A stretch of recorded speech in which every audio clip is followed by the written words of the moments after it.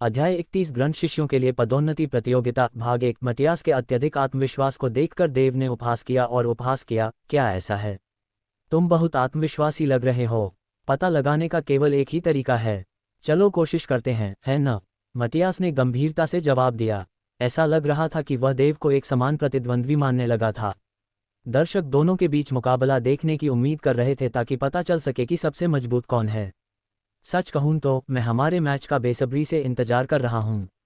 पिछली बार जब मैंने तुम्हारे जैसे मजबूत प्रतिद्वंद्वी के साथ मुकाबला किया था, तब से काफी समय बीत चुका है, मटियास ने फिर से घोषणा की। उसने अपनी मुठ्ठियां भींचते हुए देव को उग्र लड़ाकू भावना से घूरा। हालांकि देव असामान्य रूप से शांत दिखाई दिया। वह अपने हाथों को अपनी पीठ के पीछे करके दृढ़ खड़ा था, किसी भी तरह की निराशा से रहित। देव में क्रोध या उत्तेजना का एक भी संकेत नहीं देखा जा सकता था, जैसे कि मटियास से लड़ना कुछ ऐसा था जिसकी उसे चिंता नहीं थी। जब मटियास को लगा कि देव उससे लड़ने में दिलचस्पी नहीं रखता, तो उसके चेहरे का भाव बदल गया। फिर उसने ठंडे स्वर में कहा, लेकिन पहले मैं तुम्हें सिखाऊंगा कि सम्मान क्या होता है और तुम्हें अपने अहंकार के लिए क्या कीमत चुकानी चाहिए। ये कहते हुए उसने अपनी मुट्ठी बंद करके अपनी शक्तियों को निर्देशित किया और हमला करने के लिए तैयार हो गया। रुको! जब मटियास हमला करने वाला था तो एक गड़गड़ाहट की आवाज आई। क्षेत्र में हर किसी को तुरंत एक मजबूत उपस्थिति का एहसास हुआ जो इतनी भारी थी कि वे मुश्किल से सांस ले पा रहे थे। जो कोई भी था, उसकी ताकत ने सभी को भयभीत कर दिया। इस मजबूत उपस्थिति के लिए उसे पृथ्वी क्षेत्र में एक शक्तिशाली योद्धा होना चाहिए। इसमें कोई संदेह नहीं है। केवल वे ही जो कम से कम उस क्षेत्र में हैं, उनके पास इतनी ताकत हो सकती है। देव ने खुद से सोचा। अचानक आकाश में एक तैरती हुई आकृति दिखाई दी। उसने अपनी तीखी और गुस्से भरी आंखों से चारों ओर देखा और सभी शिष्यों ने उसकी नज़र से बचने के लिए अपने सिर नीचे कर लिए।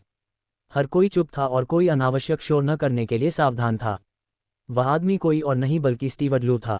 जैसे ही वह आकाश से दिखाई दिया, गुनगुनाते शिष्यों ने उसे तुरंत पहचान लिया। स्टीवर्ट लू संप्रदाय में कार्मिक मामलों के प्रभारी थे, विशेष रूप से ग्रंथ शिष्यों का प्रबंधन करते थे।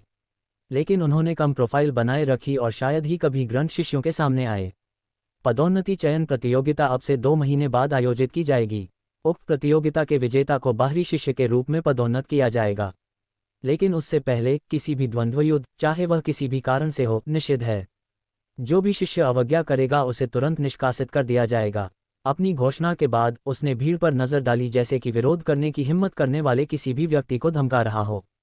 फिर उसने देव, मटियास और उसके अनुयायियों को कुछ देर तक घूरा, फिर उसने अपनी नज़रें दूसरी ओर फेर लीं। ये स्पष्ट था कि उसके ग्रंथ शिष्यों के बीच संघर्ष में उसकी कोई दिलचस्पी नहीं थी। वहां 1 दर्जन लोग घायल भी थे, लेकिन स्टीवर्ट लू ने पूछने की जहमत नहीं उठाई। स्टीवर्ट लू के लिए स्टीवर्ट बनना आसान नहीं था। संप्रदाय में स्टीवर्ट बनने से पहले वह कई चुनौतियों से गुजरा था।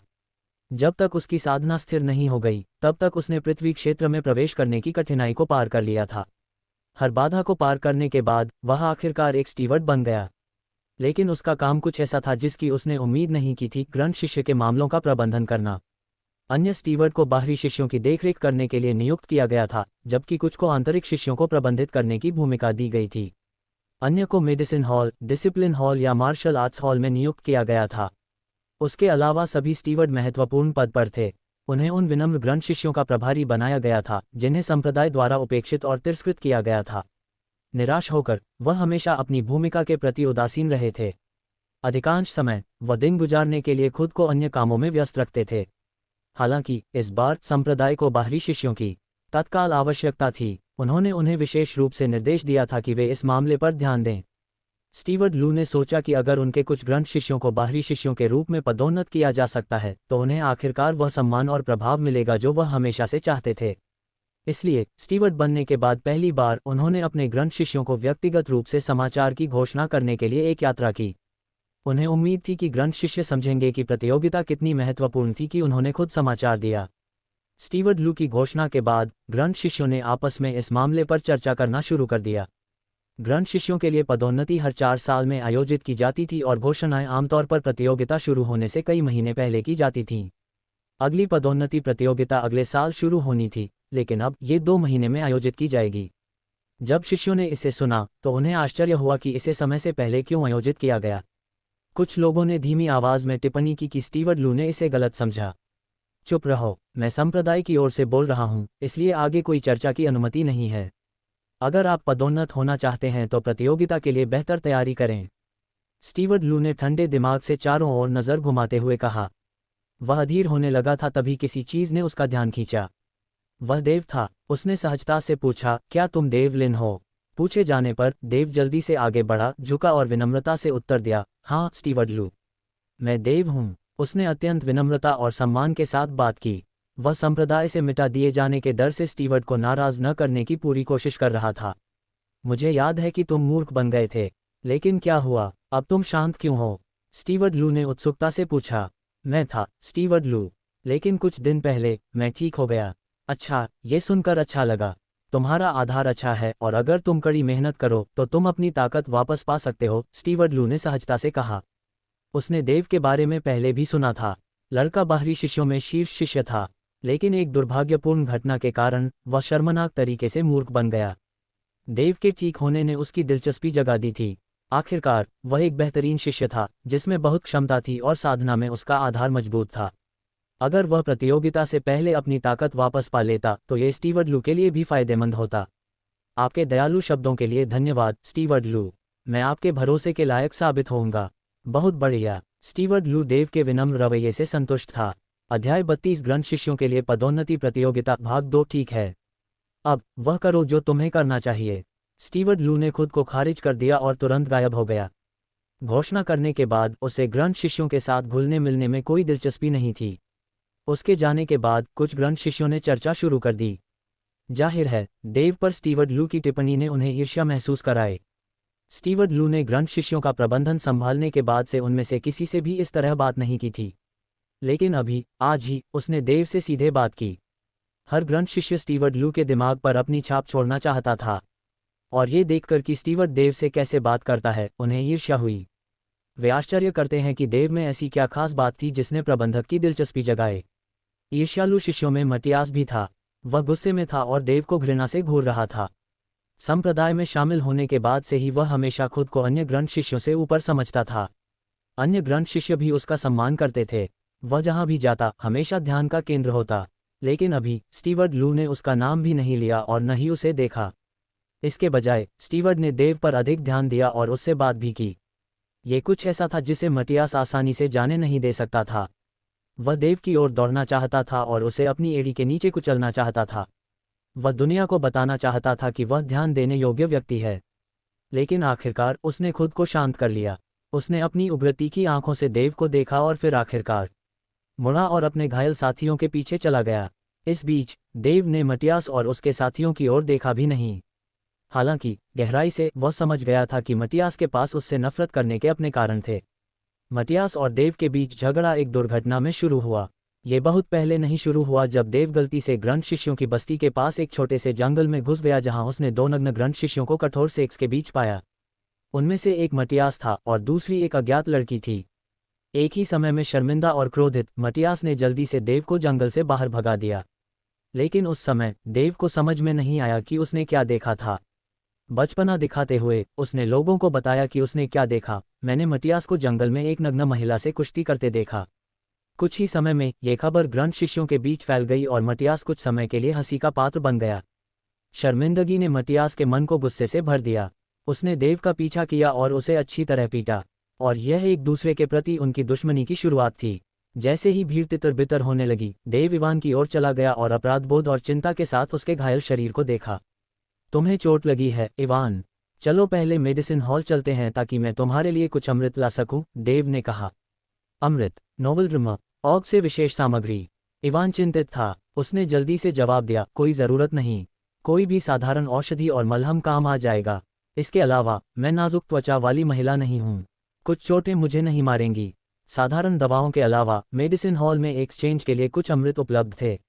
वे सभी उच्च मूल्य के थे जिन्हें कोई भी मूर्ख शिष्य खरीद नहीं सकता था। इवान नहीं चाहता था कि देव उस पर बहुत सारा पैसा खर्च करे। चलो मेडिकल हॉल में तुम्हारी जांच करते हैं।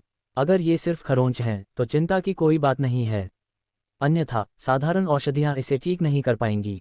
अगर ठीक से इलाज नहीं किया गया तो यह अंततः हो सकता है भविष्य में एक खतरा बन सकता है जो प्रशिक्षण में आपकी प्रगति को प्रभावित कर सकता है। आपको क्या लगता है? देव ने समझाया। इवान अभी भी हिचकिचा रहा था, लेकिन अगर देव जो कह रहा था वह सच हो सकता है तो इस घाव का इलाज न होना वास्तव में एक बड़ी समस्या बन सकती है। इवान अपनी प्रगति में कोई रुकावट बर्दाश्त नहीं कर सकता था। उसे उसके पिता ने सूर्य संप्रदाय में इस उम्मीद से भेजा था कि वह मार्शल आर्ट अच्छी तरह सीखेगा और भविष्य में उनका उत्तराधिकारी बनेगा। उसके परिवार की आशा और भविष्य उसके कंधों पर था। बस मेरे साथ आओ, क्या तुम? देव ने जोर देकर कहा, आप लागत के बारे में चिंता मत करो। वह अच्छी तरह से जानता था कि इवान किस बारे में चिंतित था। उसने इवान को हाथ से पकड़ा और उसे मेडिसिन हॉल की ओर खींच लिया। सूर्य संप्रदाय का मेडिसिन हॉल एक शांत छोटे से आंगन में था, एक शानदार शैली वाला 3 मंजिला टॉवर। जब संप्रदाय के सदस्यों को दवा की आवश्यकता होती थी तो वे विनिमय के लिए यहाँ आते थे, और यही वह चीज़ थी जो देव और इवान करते थे। देव ने इवान को पहली मंजिल पर एक काउंटर पर खींच लिया। काउंटर के पीछे ड्यूटी पर एक शिष्य बैठा था। जब वे पास आए तो शिष्य ने उन्हें देखा और तुरंत उनकी वर्दी पर ध्यान दिया। वह निराशा से उनसे बात करते हुए भौहें सिकोड़ रहा था। तुम दोनों यहाँ क्या कर रहे हो? मेडिसिन हॉल बड़बड़ाने वाले शिष्यों के लिए नहीं है। उसके चेहरे पर भाव शून्य था, लेकिन उसका लहजा निश्चित रूप से ठंडा और उदासीन था। मेडिसिन हॉल को संप्रदाय में एक विशेष दर्जा प्राप्त था। इस प्रकार इसके सभी शिष्य खुद पर गर्व करते थे और अन्य विभागों के शिष्यों, विशेष रूप से बड़बड़ाने वाले शिष्यों को नीची नज़र से देखते थे, जिन्हें अन्य शिष्यों द्वारा कुछ भी नहीं माना जाता था, जो किसी भी हॉल में पद पर थे। देव उसके रवैये से उत्तेजित हो गया। एक पल के लिए उसका चेहरा उग्र हो गया, लेकिन फिर उसने अपनी भावनाओं को नियंत्रित किया। आवेगपूर्ण होना एक बुद्धिमानी भरा कदम नहीं होगा, खासकर जब वे यहाँ कुछ लेने आए हों। हालांकि वह एक किशोर की तरह दिखता था, लेकिन उसने 2 जीवन जिए थे। संप्रदाय में किसी से भी ज्यादा अनुभव उसके पास था, और अपने पिछले जीवन में वह आधुनिक समाज में एक अनुभवी सहायक बिक्री निदेशक था, इसलिए उसके पास कठोर शब्द भी थे। हम यहाँ घाव भरने के लिए कुछ अमृत खरीदने आए हैं। आप क्या सुझा सकते हैं? घाव भरने के लिए अमृत? तुम्हारा मतलब है तुम कुछ खरीदना चाहते हो? मेडिसिन हॉल के शिष्य ने देव की ओर देखा और मजाक उड़ाया। अमृत ऐसी चीज नहीं है जिसे तुम जैसे लोग खरीद सकें। मेरे पास सबसे सस्ता उपाय गोल्डन सोर पाउडर है, जिसकी कीमत एक पैक में एक महत्वपूर्ण ऊर्जा क्रिस्टल है। इस तरह की दवा जलने, कटने, मच्छर के काटने, चक्कर आने और सिरदर्द के लिए अच्छी है। मेडिसिन हॉल के शिष्य के शब्द जब वह बोल रहे थे तो तिरस्कार से भरे हुए थे, और वह देव और इवान को घृणा से देख रहा था। वह देख सकता था कि इवान बुरी तरह घायल हो गया था, लेकिन वह ये विश्वास नहीं कर पा रहा था कि 2 मूर्ख शिष्य अमृत खरीद सकते हैं। वह उनकी आर्थिक स्थिति के बारे में बहुत अच्छी तरह जानता था। मूर्ख शिष्यों को प्रति माह केवल 3 महत्वपूर्ण ऊर्जा क्रिस्टल का भत्ता मिलता था। भले ही वे इसे 1 साल के लिए बचा कर रखें, ये केवल 36 महत्वपूर्ण ऊर्जा क्रिस्टल ही होगा। दूसरी ओर एक अमृत की कीमत सैकड़ों महत्वपूर्ण ऊर्जा क्रिस्टल होगी। इसलिए उसके सामने खड़े ये मूर्ख शिष्य अमृत खरीद नहीं सकते थे। अध्याय 33 हवा को जानना। मेडिसिन हॉल में शिष्य में उस उपहास को महसूस करते हुए देव ने सोचा कि उसके साथ बहस करना बेकार है। उससे बात करने के बजाय वह उसे केवल ये दिखाना चाहता था कि उसके पास क्या है। देव ने अपना एक हाथ अपनी जेब में डाला और ध्यान लगाया। कुछ ही देर बाद उसने अपने गुप्त स्पेस रिंग से 300 महत्वपूर्ण ऊर्जा क्रिस्टल निकाले और उन्हें काउंटर पर फेंक दिया। मेडिसिन हॉल में मौजूद शिष्य अचंभित रह गया। उसने चमकीले महत्वपूर्ण ऊर्जा क्रिस्टल को देखा और उसे यकीन नहीं हो रहा था कि एक मूर्ख शिष्य उन्हें आसानी से निकाल सकता है। सनसेट में बाहरी शिष्य महीने में केवल 20 महत्वपूर्ण ऊर्जा क्रिस्टल ही कमा सकता था। भले ही बाहरी शिष्य पूरे साल की अपनी कमाई बचाए, लेकिन वह 300 महत्वपूर्ण ऊर्जा क्रिस्टल नहीं निकाल सकता था। उसे लगा कि यह मूर्ख शिष्य एक अमीर परिवार से था। यहाँ तक कि इवान को भी यकीन नहीं हुआ जब उसने देखा कि देव ने शिष्य पर इतने सारे महत्वपूर्ण ऊर्जा क्रिस्टल फेंके। उसे आश्चर्य हुआ कि देव को यह सौभाग्य कहाँ से मिला होगा। मेडिसिन हॉल में मौजूद शिष्य के चेहरे पर महत्वपूर्ण ऊर्जा क्रिस्टल को देखकर थोड़ी चमक आ गई थी। बिना किसी देरी के उसने एक गहरे लाल रंग का अमृत निकाला और काउंटर पर रख दिया। यह ऊर्जा पुनर्प्राप्ति अमृत है और इसकी कीमत 300 महत्वपूर्ण ऊर्जा क्रिस्टल है। यदि वह अमृत लेता है तो उसके छोटे मोटे घाव निश्चित रूप से ठीक हो जाएंगे, शिष्य ने विनम्रता से कहा। उसने अब उन्हें अनदेखा नहीं किया, वह बस बिक्री करना चाहता था। जब ऊर्जा पुनर्प्राप्ति अमृत प्रस्तुत किया गया तो देव का दिल खुशी से उछल पड़ा। ये दर्दनाक और आंतरिक चोट सहित सामान्य शारीरिक चोटों के लिए सबसे प्रभावी उपाय था। अपनी उपचार शक्तियों के अलावा यह अमृत योद्धा को उपचार प्रक्रिया के दौरान महत्वपूर्ण ऊर्जा को पुनः प्राप्त करने में मदद करेगा। अपने लाभों के साथ ऊर्जा पुनर्प्राप्ति अमृत एक उपचार रामबाण था जिसे सभी योद्धा प्राप्त करने का सपना देखते थे। देव ने ऊर्जा पुनर्प्राप्ति अमृत लिया और इवान को मेडिसिन हॉल से बाहर निकाला। जैसे ही वे मेडिसिन हॉल से बाहर निकलने वाले थे, देव अचानक रुक गए और काउंटर पर वापस चले गए। मेडिसिन हॉल में शिष्य ने काउंटर से महत्वपूर्ण ऊर्जा क्रिस्टल को अभी तक नहीं हटाया था जब देव ने उनमें से 10 उठाए और कहा, मुझे लगता है कि मैंने गलती की है। मैंने अभी आपको 10 अतिरिक्त महत्वपूर्ण ऊर्जा क्रिस्टल दिए हैं। जैसा कि आप जानते हैं, ये 10 क्रिस्टल मेरे जैसे एक गंभीर शिष्य के लिए पहले से ही एक बड़ा भाग्य है, इसलिए मुझे आशा है कि आप उन्हें वापस लेने से बुरा नहीं मानेंगे। उन्होंने मेडिसिन हॉल में शिष्य को चालाकी से मुस्कुराया और अंत में जाने से पहले अलविदा कहा। मेडिसिन हॉल में शिष्य ने अभी काउंटर पर महत्वपूर्ण ऊर्जा क्रिस्टल की गिनती की और उसे पता था कि देव ने मूल रूप से उसे 10 अतिरिक्त क्रिस्टल दिए थे। अगर देव को यह याद नहीं होता तो वह अतिरिक्त 10 महत्वपूर्ण ऊर्जा क्रिस्टल अपने पास रख सकता था। वे 10 महत्वपूर्ण ऊर्जा क्रिस्टल पहले से ही उसके मासिक वेतन का आधा हिस्सा थे। क्या बर्बादी है! देव के चेहरे पर धूर्त मुस्कान को याद करते हुए शिष्य को एहसास हुआ कि उसने ऐसा जानबूझकर किया था। शिष्य देव द्वारा उसके साथ की गई चाल पर क्रोधित हो गया। टिन, तुमने मुझे क्यों नहीं बताया कि तुम अमीर हो गए हो? तुम्हें वे महत्वपूर्ण ऊर्जा क्रिस्टल कहाँ से मिले? इवान ने वापस जाते समय पूछा। तुम्हें जानने की जरूरत नहीं है, लेकिन अगर तुम चाहो तो कुछ ले सकते हो। देव के प्रस्ताव पर इवान अवाक रह गया। इवान द्वारा ऊर्जा पुनर्प्राप्ति अमृत लेने के आधे दिन से भी कम समय में उसके शरीर के सभी घाव ठीक हो गए। इसके अलावा उसने महसूस किया कि उसके शरीर में महत्वपूर्ण ऊर्जा का साधना आधार भी बेहतर हो गया था। इवान ये देखकर खुश था कि अमृत ने काम किया। अगर देव न होता तो इवान को नहीं पता था कि साधारण दवाओं का उपयोग करके उसे ठीक होने में कितना समय लगेगा। टिन, मुझे लगता है कि मैं पिटाई के बाद पहले से ही बेहतर हूँ। मैं महसूस कर सकता हूँ कि मेरी साधना आधार में थोड़ा सुधार हुआ है। देव ने उसे खाली चेहरे से देखा।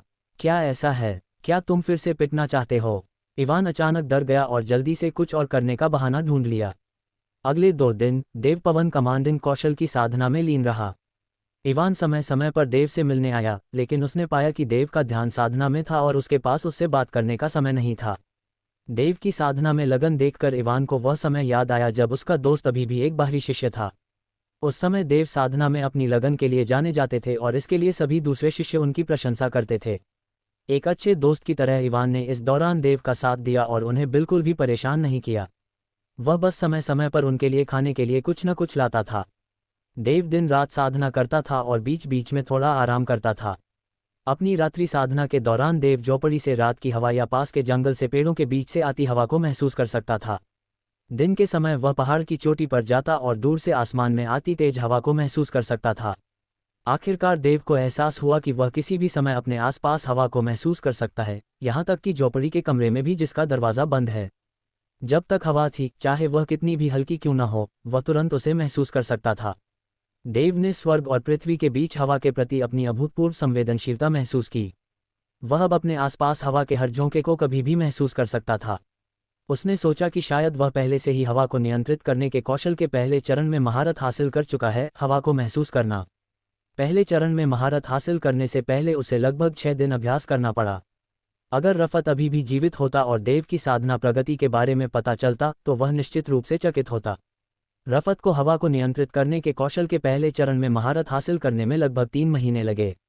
यह आसान लग सकता है, लेकिन आसपास की हवा के झोंकों को महसूस करना काफ़ी मुश्किल था, खासकर जब हवा शांत और धीमी होती है कि अगर यह चलती भी है तो सामान्य लोग इसे महसूस नहीं कर पाते। इसका कोई संकेत भी नहीं हो सकता।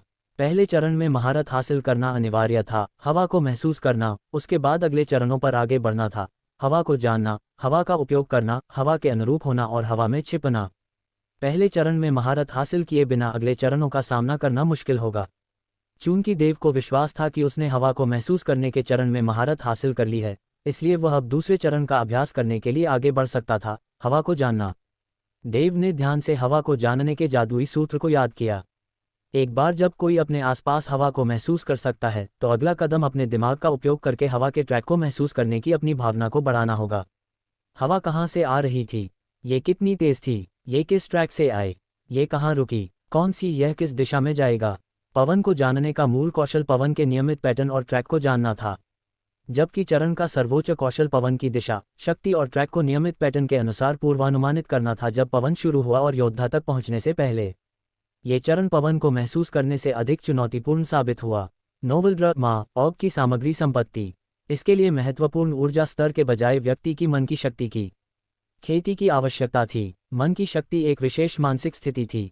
मन की शक्ति की खेती का मतलब था मन को किसी भी चीज़ को आसानी से समझने के लिए एक उज्ज्वल और शुद्ध स्थिति में समायोजित करना। उदाहरण के लिए, ताओवादी का ध्यान या बौद्धों का एपिफानी मन की शक्ति की खेती करने के लिए एक मानसिक स्थिति थी। बुद्ध ने 7 दिन और रात बोधि वृक्ष के नीचे ध्यान किया और सर्वोच्च बुद्ध फल प्राप्त किया, और यह एक उच्च स्तरीय मन की शक्ति थी। देव लगातार 3 दिनों तक पवन को जानने की खेती में डूबे रहे। हवा का शासन समय समय पर उनके दिमाग में प्रकट और गायब हो रहा था। हवा इस तरह चलनी चाहिए, ये दक्षिण पश्चिम से आए और उत्तर पूर्व की ओर जाएगी। ओह नहीं, इसे उस तरह चलना चाहिए, ये दक्षिण पश्चिम से आई लेकिन पूर्व की ओर जाएगी। हाँ, इस बार यह सही था, हवा पूर्व से आए और उत्तर पश्चिम की ओर चली। देव ने आखिरकार अपने मन को एक शांतिपूर्ण स्थिति में समायोजित कर लिया था, अपने चारों ओर हवा के हर झोंके की दिशा को स्थिर तरीके से महसूस और पूर्वानुमान कर रहा था। जब भी हवा चलती, वह अपनी मानसिक शक्ति से उसकी ताकत, ट्रैक और दिशा का पूर्वानुमान लगा सकता था। देव धीरे धीरे हवा के नियमित पैटर्न के बारे में थोड़ा समझ गया। जैसे जैसे उसने इसे और अधिक समझा, हवा का सिद्धांत और रहस्य उसके दिमाग में आने लगा। लेकिन ऐसा लग रहा था कि कुछ ऐसा था जो उसके दिमाग को इसे स्पष्ट रूप से देखने से रोक रहा था। टिन टिन, एक आवाज़ ने देव को हवा को जानने की उसकी स्थिति से जगाया। वह क्लियरिंग लेक के पास पहाड़ की ढलान पर था। इवान पहाड़ी के तल पर था जब उसने देव को बुलाया। वह जल्दी से दौड़कर उस जगह गया जहां देव कुछ बताने के लिए साधना कर रहा था। क्या हुआ? देव ने पूछा। आप इस पर यकीन नहीं करेंगे, फेरी ने मुझे आपको ये बताने के लिए कहा कि उसने आपकी ओर से बीस्ट माउंटेन पर टास्क के लिए आवेदन किया है। इवान ने सांस लेने की कोशिश करते हुए कहा। जब देव ने यह सुना तो उसकी आंखें अविश्वास में चौड़ी हो गईं। उसने धीमी आवाज में पूछा, क्या उसे यह मिल गया? क्या इसे मंजूरी मिल गई? पिछला अध्याय, अगला अध्याय, अध्याय 34, एक विश्वासघाती साहसिक कार्य पर निकलना, भाग 1। ये व्यापक रूप से ज्ञात था कि beast mountain prime martial world में एक खतरनाक स्थान था। विशेष रूप से यह एक छोटी सी रिज थी जो ग्रैंड डेसोलेशन माउंटेन के किनारे से फैली हुई थी। बीस्ट माउंटेन में रहने वाले अधिकांश जीव निम्न स्तर के राक्षस जानवर, राक्षसी जानवर और शैतानी जानवर थे। लेकिन कई शिष्यों के लिए जो केवल पहले या दूसरे स्तर पर थे, वे जानवर काफ़ी खतरा पैदा करते थे। ये जानवर इंसानों से ज़्यादा शक्तिशाली पैदा हुए थे। कुछ जो विशेष वंशों से आए थे, उनमें जादुई शक्ति भी थी। हालांकि शिष्यों को पता था कि खतरे अक्सर जोखिम के साथ साथ अवसरों के साथ भी आते हैं। साधक बीस्ट माउंटेन में वहां रहने वाले जानवरों के कोर के लिए शिकार कर सकते थे।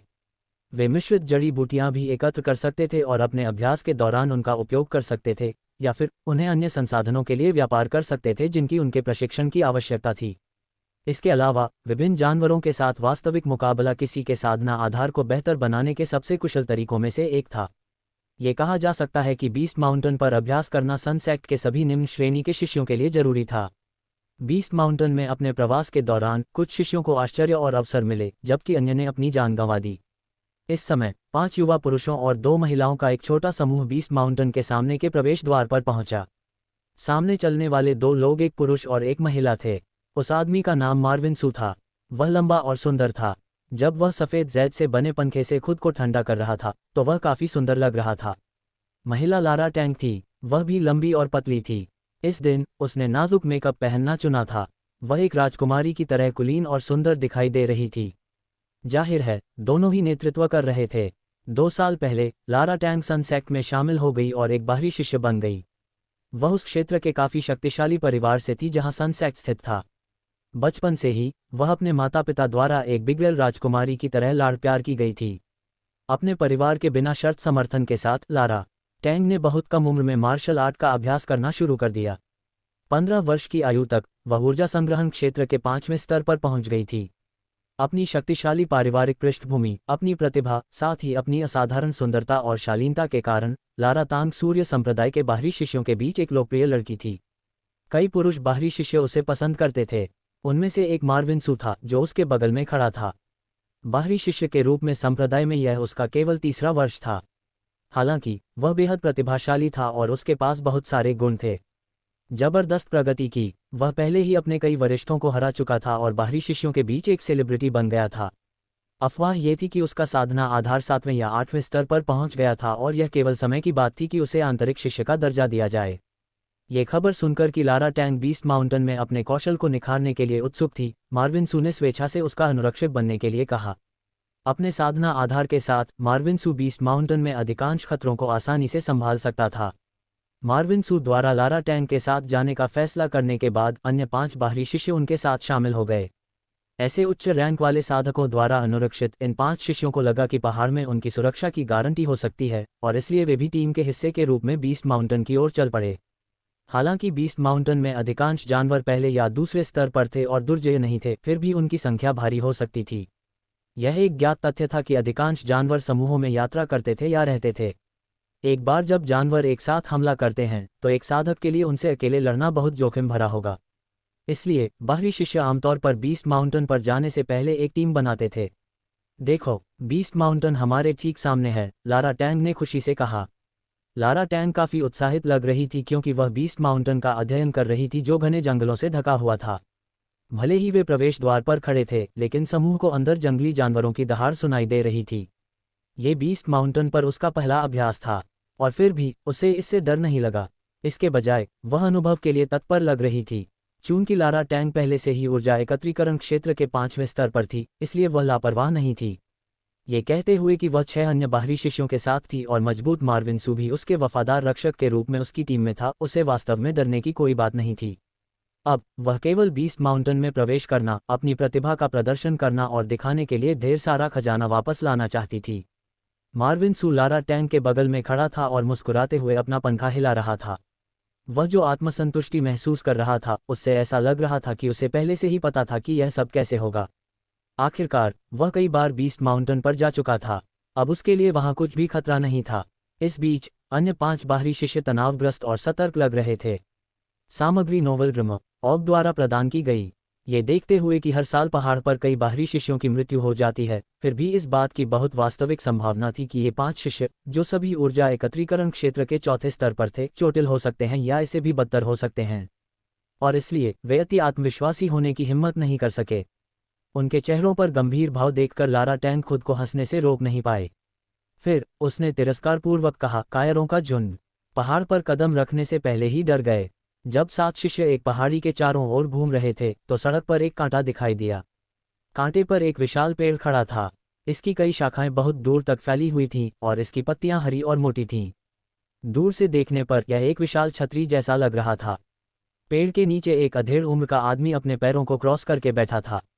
वह लिनन के कपड़ों में काफी साधारण लग रहा था।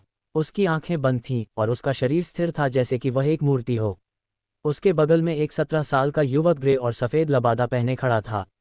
वह देव था। अध्याय 35 एक विश्वासघाती साहसिक कार्य पर निकलना भाग 2। वह लगभग 1 घंटे से इंतजार कर रहा था, लेकिन अधेड़ उम्र का आदमी ध्यान करता रहा और देव पर कोई ध्यान नहीं दिया। 1 घंटे तक धैर्यपूर्वक इंतजार करने के बाद देव ने फैसला किया कि उसे अधेड़ उम्र के आदमी का अभिवादन करना चाहिए। जैसे ही वह अधेड़ उम्र के व्यक्ति से बात करने वाला था, मार्विन सू और उसकी टीम वहां पहुंच गई। जब लारा टैंग ने उस विनम्र दिखने वाले अधेड़ उम्र के व्यक्ति को देखा तो उसने अपनी भौहें सिकोड़ ली और मार्विन सू से पूछा, हमें बस इतना करना है कि इस आदमी को जेड बैज सौंप दें, है न? लेकिन वह सो नहीं रहा है न? उन शब्दों पर मार्विन सू ने उसे चुप करा दिया। बीस्ट माउंटेन पर अभ्यास करने आए बाहरी शिष्यों ने अधेड़ उम्र के व्यक्ति को माउंटेन कीपर कहा।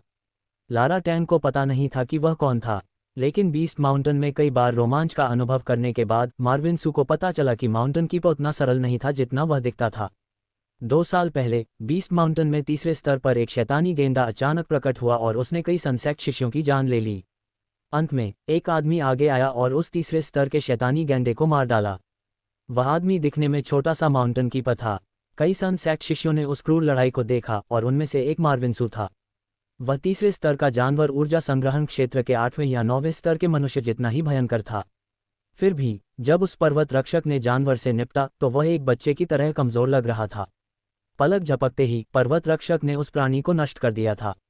तभी बाहरी शिष्यों को एहसास हुआ कि दिन रात विशाल पेड़ के नीचे बैठने वाले पर्वत रक्षक की ताकत उनके संप्रदाय के कुछ बुजुर्गों से कम नहीं थी। मार्विन सू सावधानी से पर्वत रक्षक के पास गए और सम्मानपूर्वक कहा, वरिष्ठ, हम बाहरी शिष्य हैं जो रोमांच के लिए यहाँ आए हैं। एक क्षण बाद मध्यम आयु वर्ग के व्यक्ति ने धीरे से अपनी आंखें खोली और मार्विन सू और अन्य लोगों की ओर देखा। उसकी आंखों में कोई भावना नहीं थी, लेकिन अगले ही पल शिष्यों ने अपने चारों ओर दबाव महसूस किया। ये दबाव उनके साधना आधारों के बीच बहुत बड़े अंतर का संकेत था। इसके प्रभाव में सभी शिष्य कांप उठे और कुछ जिनकी इच्छाशक्ति बहुत मजबूत नहीं थी, उनके घुटने जवाब दे गए। हम नोवेल DRAMA-ORG से संतुष्ट। उन्हें देखने के बाद पर्वत रक्षक ने स्पष्ट रूप से कहा, मुझे अपना जेड बैज सौंप दो। यदि आप साहसिक कार्य से बच जाते हैं और जीवित लौटते हैं तो मैं आपको आपके प्रदर्शन के आधार पर आपके योगदान का श्रेय दूंगा। शिष्यों ने एक और शब्द कहने की हिम्मत नहीं की। उन्होंने अपने जेड बैज निकाले और एक एक करके पर्वत रक्षक को सौंप दिए। लारा टैंग हालांकि घमंडी थी लेकिन मूर्ख नहीं थी। अब तक उसने देखा था कि पर्वत रक्षक उससे बहुत ऊंचे स्तर पर था। इस बात को ध्यान में रखते हुए उसका पिछला असभ्य रवैया एक पल में गायब हो गया। अब वह एक आज्ञाकारी बिल्ली की तरह व्यवहार करती थी, एक ऐसी दुनिया में जहां केवल ताकत ही हावी थी, कमजोर ताकतवर के लिए अप्रासंगिक थे। अगर कोई साधक अनजाने में उच्च स्तर के किसी व्यक्ति को परेशान करता है तो उसे बदले में कठोर व्यवहार का सामना करना पड़ सकता है। जेड बैच प्रत्येक सूर्य संप्रदाय के शिष्य की पहचान का प्रमाण था। यह उनकी स्थिति का प्रतीक भी था। इसके अलावा यह उनके योगदान क्रेडिट के रिकॉर्ड के रूप में भी काम करता था। जब भी कोई शिष्य कोई कार्य पूरा करता था तो उस कार्य की कठिनाई और महत्व के अनुसार जेड बैच में प्रासंगिक योगदान क्रेडिट जोड़े जाते थे। जब शिष्य को अभ्यास के लिए संसाधनों की आवश्यकता होती थी तो वह जेड बैच पर बचे हुए योगदान क्रेडिट से भुगतान करके संप्रदाय से कुछ प्राप्त कर सकता था। देव अपना जेड बैच सबसे आखिर में जमा करने वाला था। जैसे ही उसने अपना बैज निकाला जिस पर ग्रंथ शिष्य, मार्विन्सु और अन्य 6 शिष्यों के साथ लिखा हुआ था, वे चकित रह गए। ग्रंथ शिष्य, उन्होंने तुरंत उस पर मजाक और तिरस्कार भरी नजर डाली। मौजूद बाहरी शिष्यों के लिए ग्रंथ शिष्य धीमे थे और केवल विनम्र और बाहरी देवजी काम करने में सक्षम थे। हालांकि उनमें से एक ने बीस्ट माउंटेन में आने की हिम्मत की थी। लारा टैंग अपनी अवमानना को दबा नहीं पाए और बुदबुदाया, क्या? एक ग्रंथ शिष्य ने पहाड़ पर अभ्यास करने के लिए अपना काम एक तरफ रख दिया। आप वास्तव में अपनी क्षमताओं के बारे में अतिरंजित राय रखते हैं। उसने उसे घृणा और तिरस्कार से भरी नज़र से देखा। देव ने तीखे ढंग से मुस्कुराया। वह उसके तानों के बारे में कुछ नहीं कर सकता था क्योंकि वह जानता था कि इस दुनिया में किसी की ताकत और पहचान ही उसकी स्थिति तय करती है। देव, एक मूर्ख शिष्य। पर्वतपालक भी थोड़ा हैरान हुआ। क्या वह वही आदमी हो सकता है? लोग कहते हैं कि दूसरे शिष्य द्वारा सिर पर वार करने के बाद वह आदमी मूर्ख बन गया। वह यहाँ अभ्यास करने क्यों आया है? अच्छा, उसे होश आ गया होगा, लेकिन उसकी साधना का आधार चौथे स्तर पर गिर गया। मैंने सुना है कि पिटाई से पहले वह 9वें स्तर पर था और पृथ्वी क्षेत्र में प्रवेश करने वाला था। ऐसा लगता है कि हमले में उसे बहुत नुकसान हुआ। पर्वतपालक जानता था कि अगर देव उस काली चाल का शिकार नहीं होता तो वह पृथ्वी क्षेत्र में पहुंच जाता। लेकिन उस घटना के कारण देव 3 साल के लिए मूर्ख बन गया और उसकी साधना का आधार भी चौथे स्तर पर गिर गया। देव को जो आघात लगा था वह किसी भी व्यक्ति को आगे बढ़ने की उम्मीद छोड़ने के लिए मजबूर करने के लिए पर्याप्त था। उसकी महत्वपूर्ण ऊर्जा और साधना आधार को हुए नुकसान की तो बात ही छोड़िए। जीवन अप्रत्याशित था क्योंकि कोई नहीं जानता था कि अगले दिन उनके साथ क्या होगा। यह उन लोगों पर भी लागू होता है जो बेहद प्रतिभाशाली थे क्योंकि उनमें से कई बचपन में ही मारे गए थे इससे पहले कि उन्हें बड़ा होने और मजबूत बनने का मौका मिले। लेकिन अब जब देव यहाँ था तो ये दिखा कि वह अभी भी लड़ना चाहता था। पर्वत रक्षक ने सोचना शुरू कर दिया कि इस बार देव किस तरह का प्रदर्शन पेश करेगा। पर्वत रक्षक को अचानक उत्सुकता की लहर महसूस हुई। उसने देव के बारे में पहले भी सुना था और जानता था कि वह सभी बाहरी शिष्यों में सबसे ऊंचा स्थान रखता था। ठीक है, पर्वत रक्षक ने भावशून्य होकर उत्तर दिया। उसने फिर से अपनी आंखें बंद की और उन्हें हाथ हिलाया। आगे बढ़ो, तुम सब। देव ने मुड़कर दूर तक देखा। उनके आगे का जंगल इतना घना था कि उसने आसमान को काला कर दिया और सूरज को ढक लिया। जहां तक वह देख सकता था, लुढ़कती पहाड़ियां एक पंक्ति में खड़ी थीं और फैली हुई थीं। देव ने बीस्ट माउंटेन के शानदार दृश्य को देखकर गहरी सांस ली और फुसफुसाया, बीस्ट माउंटेन, मैं आ रहा हूं। अध्याय 36 स्कारलेट स्वॉर्ड बोआ। घना जंगल शांत और शांतिपूर्ण था। कई छोटे जानवर कभी कभी भोजन की तलाश में घूमते देखे जा सकते थे और हर बार जब वे दिखाई देते थे तो पक्षी चौंक जाते थे और वे अपने पंखों की गति से पेड़ से उड़ जाते थे। झाड़ियों के पीछे एक दुबला पतला युवक घास में लेटा हुआ था। वह निश्चल था, बस कभी कभार सांस लेने की हिम्मत कर रहा था। ऐसा लग रहा था कि वह किसी चीज का इंतजार कर रहा था। ये देव का बीस्ट माउंटेन पर पहला दिन था। उसने अपनी आध्यात्मिक समझ को बढ़ाया। उसके दिमाग में एक छवि उभरी, एक बड़ा चमकीला लाल जानवर जहां वह छिपा था वहां से 100 मीटर से भी ज्यादा दूर चल रहा था। स्कारलेट स्वॉर्ड सुअर, यह एक स्तरीय राक्षस लग रहा था। स्कारलेट स्वॉर्ड सुअर एक साधारण जंगली सुअर जैसा दिखता था लेकिन आकार में बड़ा था। उनकी खालें चमकीली लाल और खुरदरी थीं जिसे लोग चट्टान से जोड़ते थे। उस स्कारलेट स्वॉर्ड सुअर के सिर पर 2 लाल तलवार के आकार के सींग थे। उसके सींगों के सिरे थोड़े मुड़े हुए थे। उसके मुंह से कर्कश आवाज निकलती थी। उसके शरीर से खून की बदबू आ रही थी। वह ऐसे गुर्रा रहा था मानो वह खाली दोपहर का मजा ले रहा हो। आराम से वह झाड़ियों की ओर चला गया। देव ने कई निम्न स्तरीय राक्षसों को मार डाला था जब वह अपनी तकनीक का अभ्यास करने के लिए बीस्ट माउंटेन गया था। हालांकि वह 3 साल से अभ्यास से बाहर था, इसलिए उसकी साधना ऊर्जा संग्रहण क्षेत्र में चौथे स्तर पर गिर गई। इस भयंकर और क्रूर स्कारलेट स्वॉर्ड बॉ का सामना करते हुए उसे यकीन नहीं था कि वह इसे जीवन शक्ति से सफलतापूर्वक मार सकता है। वह वास्तव में फिर से एक राक्षस से लड़ने वाला था। वह वास्तविक युद्ध के बारे में घबराए जाने से ज्यादा उत्साहित था। अपने हाथों से लंबी तलवार को कसकर पकड़े हुए उसने हमला करने के लिए सबसे अच्छे समय का इंतजार किया। देव ने सूर्य संप्रदाय के कई लोकप्रिय तलवार कौशल में पूर्णता प्राप्त की थी। हाल ही में वह इन तलवार कौशल की समीक्षा और अभ्यास कर रहा था। अब उसके हाथ में जो तलवार थी वह थी जिसे उसने सूर्य संप्रदाय के पास एक ग्रामीण बाजार से खास तौर पर खरीदा था। इसकी कीमत 5 जीवन शक्ति क्रिस्टल थी। यह अपनी तीक्ष्णता के कारण अन्य सामान्य लंबी तलवारों से अलग थी और यह उसके उद्देश्यों के लिए एकदम सही थी, क्योंकि वह इसी का उपयोग अपनी काटा तलवार तोड़ने की तकनीक, पैरिंग, कटिंग और थ्रस्टिंग का अभ्यास करने के लिए करता था। उन तकनीकों का तो कहना ही क्या जिसमें उसने तलवार को आध्यात्मिक ऊर्जा से भरकर और भी ज्यादा विनाशकारी हमला किया। वह जानता था कि उसने अपना कुछ जादू खो दिया है और वह बीस्ट माउंटेन पर खुद को साबित करने की उम्मीद कर रहा था। अंत में स्कारलेट स्वॉर्ड सुआ उसके काफी करीब आ गया। देव को उसकी बदबूदार सांसों की गंध भी आ रही थी, जिसने कई शिष्यों को गिरा दिया था क्योंकि वे मतली के कारण लड़ नहीं सकते थे। लेकिन देव ने अपनी हिम्मत जुटाई और उल्टी करने की इच्छा को रोका। देव कभी भी अनिर्णायक व्यक्ति नहीं था। उसने अभी हमला करने का फैसला किया। वह उछला, अपने पैरों से पास के एक पेड़ को लात मारकर गति प्राप्त की और फिर वह धनुष से छूटे हुए तीखे तीर की तरह तेजी से आगे बढ़ा। झपट्टा, एक पल में वह स्कारलेट स्वॉर्ड सुआ के बाईं ओर था। काचन, फिर उसने तेजी से दोनों हाथों से तलवार उठाए और उसकी पीठ पर 2 बार वार किया। सफलतापूर्वक उस पर हमला करने के बाद उसने फिश स्विमिंग पेस के कौशल का उपयोग करके पीछे हटना शुरू कर दिया। वह उससे टकराने वाला नहीं था और दूरी ही उसका सबसे अच्छा बचाव था। जब उसकी तलवार जानवर में लगी तो उसे लगा जैसे उसने धातु के किसी टुकड़े पर प्रहार किया हो। आवाज कर्कश और कानों को अप्रिय लगने वाली थी। उसके हमलों से उसकी पीठ पर केवल 2 हल्के सफेद निशान रह गए थे, दुर्बल करने वाली चोटों की तुलना में अधिक मामूली खरोंच।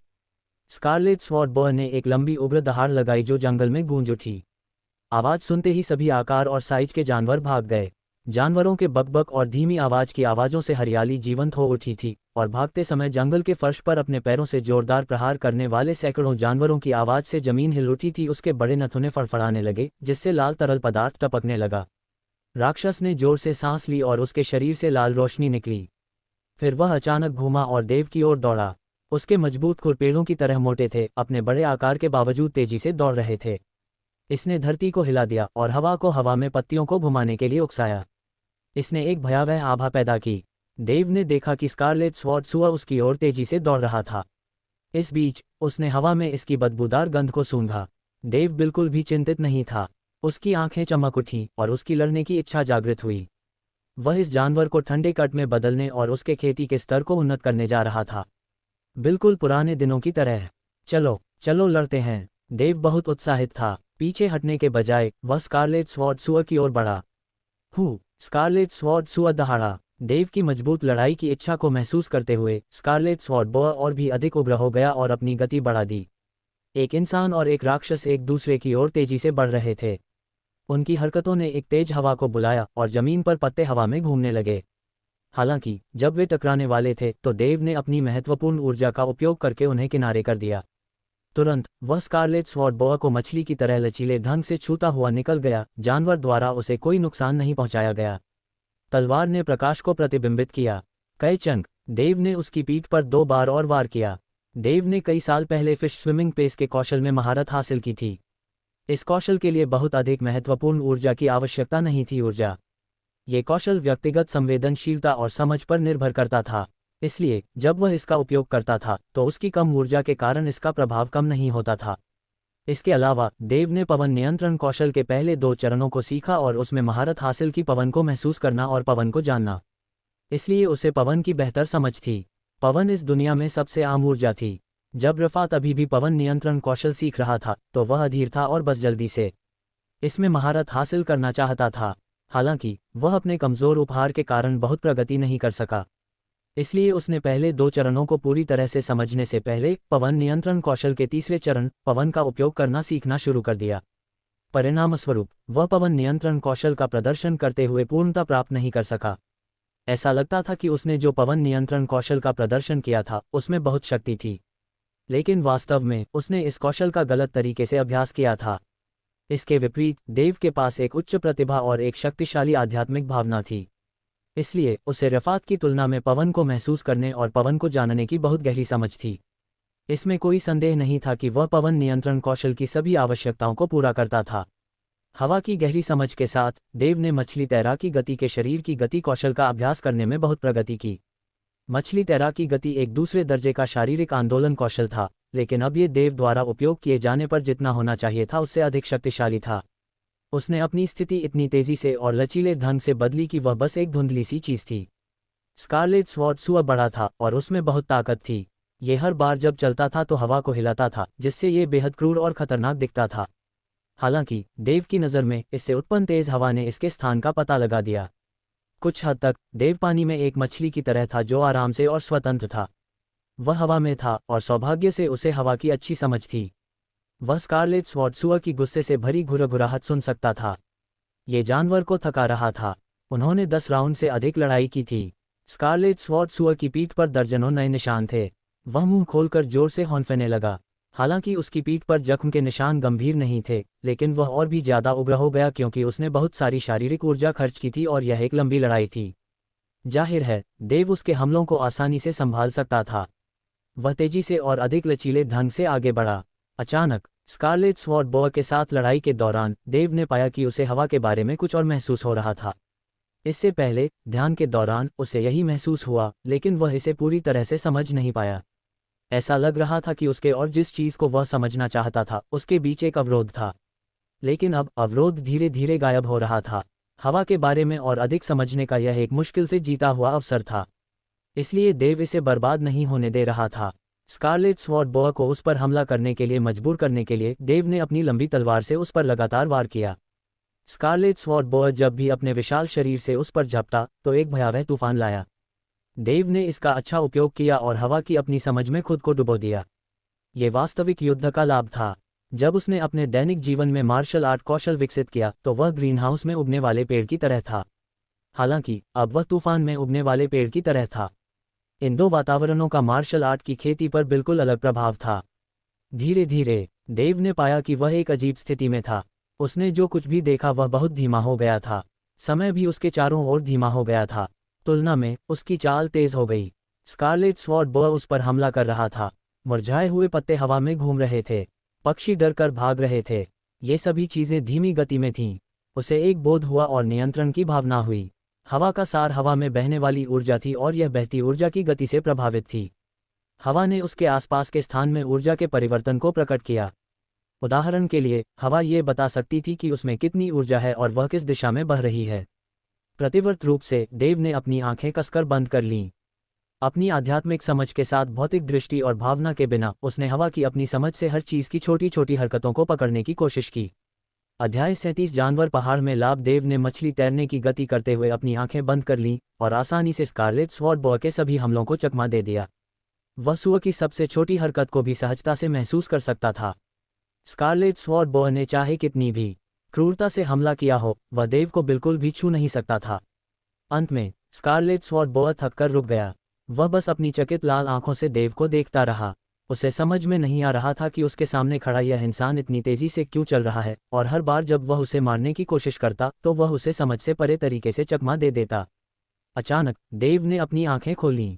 उसका दिल पहले से कहीं ज्यादा हल्का महसूस कर रहा था। पवन नियंत्रण कौशल की अविश्वसनीय शक्ति ने उसे आश्चर्यचकित कर दिया। उसे बस हवा को महसूस करने की जरूरत थी और अब स्कारलेट स्वॉर्ड बॉय एक क्रूर जानवर की बजाय एक छोटे बच्चे की तरह लग रहा था।